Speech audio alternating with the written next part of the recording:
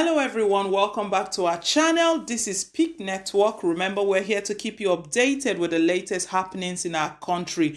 We really do appreciate you for staying tuned to our news. Thank you for always listening to us. The news before our desk today is all the way from Edo State. We all know what's going on in Edo State. The governorship election is just around the corner, with the primaries set to take place next month, June, and the main election is set in September. So right now, the news we've got is that Obaseki has sent a strong message to Oshiomohle. Wow, I know a lot of people are thinking, what could that message be? We all know the stance, the situation, the things, the kind of rift, what's going on between Obaseki and Oshiomohle at the moment. So you might be wondering, what could that message be? What does he have to send across to Oshiomohle? Wait for it. It is quite interesting to note. We'll go straight into the details of the news, but please, before we do, if you haven't yet subscribed to our channel, do click on the subscribe button down below, and also do give us a thumbs up, hit on the like button. We really do appreciate you for doing that. Thank you very much. So right, let's go straight into the details of the news. Obaseki to Oshiomohle. APC National Working Committee can't decide mode of Edo primaries. The Edo State Governor Godwin Obaseki has said the National Working Committee of the All Progressive Congress has no power to decide the mode to adopt for the governorship primaries in the state. The governor said this in a statement by his spokesman, Ssag, hours after the National Working Committee of the party, headed by the national chairman of the party, Adams Oshiomohle, announced his position on the primaries scheduled to hold next month. Obaseki said in the statement by Ssag, that report was a scoop. There was no meeting of the National Working Committee in which the decision was taken. If the Oshiomohle camp is having it at the back of their minds, that is what they want to do, they don't have the power to do that. The power to direct what kind of primary to do rests on NEC, and NEC at the last meeting decided that because of the dissenting voices of all modes of primary should be decided by the different state chapters, as it was done in Kogi and Bayelsa. In Kogi, for example, they determined the kind of primary they wanted, and in Bayelsa, the same thing happened. So, in Edo State, the same method will be adopted according to the rules of NEC. We'll now write the National Working Committee to say this is the mode of primary that we want. Odige said in a statement by a senior member of the party and former governor of the state, Chief John Odige Oyegun, had already confirmed that President Muhammadu Buhari had adopted Obaseki and Ondo State Governor Rotimi Akeredolu as the preferred candidates for the governorship elections in the two states unless they decided not to run. So, my people, this one, Obaseki is sending this one out to Oshiomohle, so Oshiomohle will be well informed and know that the National Working Committee cannot just decide what mode of primaries to hold. And he's stating that with all confidence that this is exactly what happened in Bayelsa and Kogi State. And when they had a situation like this, they sorted out, they tried the different mode to decide which one to go with. So National Working Committee cannot just come up with this and state that this is what they want to do.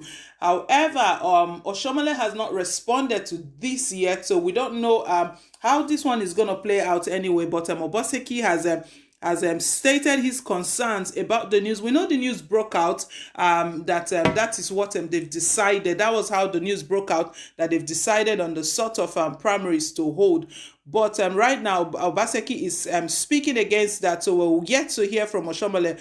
And also, let's recall that it was said that President Muhammadu Buhari has endorsed Obaseki and the governor of Ondo State, the incumbent governor of Ondo State, Rotimi Akeredolu, and what it was said that Buhari said that I've given you my endorsement to run for a second term unless you decide not to go ahead. That's the only stand. So does that mean that automatically that Obaseki has gotten the ticket for the second term for the governorship election? We don't know yet, but he's making sure that no stone is left unturned regarding this direct primaries that Obaseki and his camp have settled for. He's stating that it's not possible. They can't decide what mode of primaries to hold.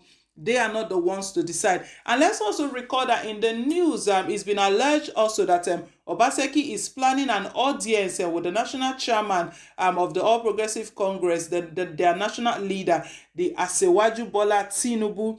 Is planning an audience with him. It has not been specified what day exactly, but it was stated that over the weekend he's planning an audience with him to see how Bola Tinubu will be able to ensure that they settle for indirect primaries, not the direct primaries that Oshiomohle wants. So we know that we know there's a good relationship between Asiwaju and Oshiomohle.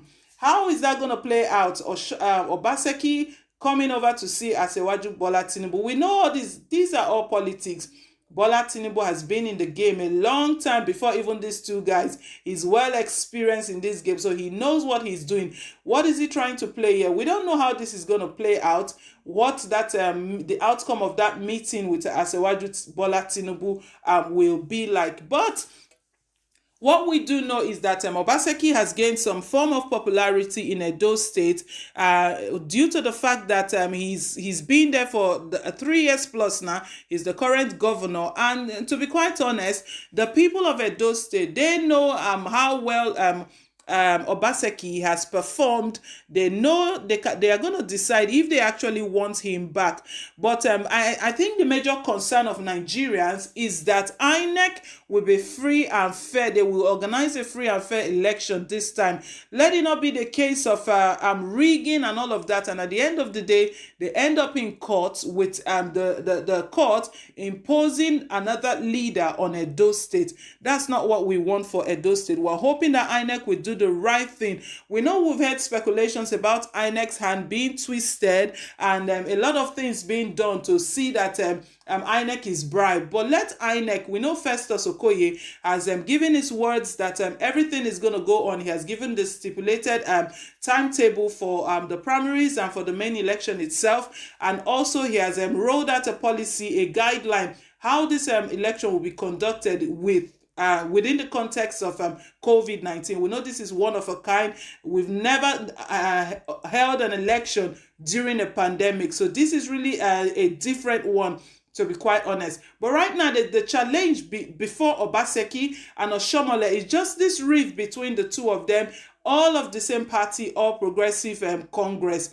But let's believe that INEC, if INEC does the right thing, I believe the people of Edo will be happy because they're going to get what they deserve. Edo-lites will be happy at the end of the day. So it's not a matter of who runs to see the national leader or who doesn't have a godfather. We know Obaseki doesn't want godfatherism anymore. He's kicked that out of Edo State.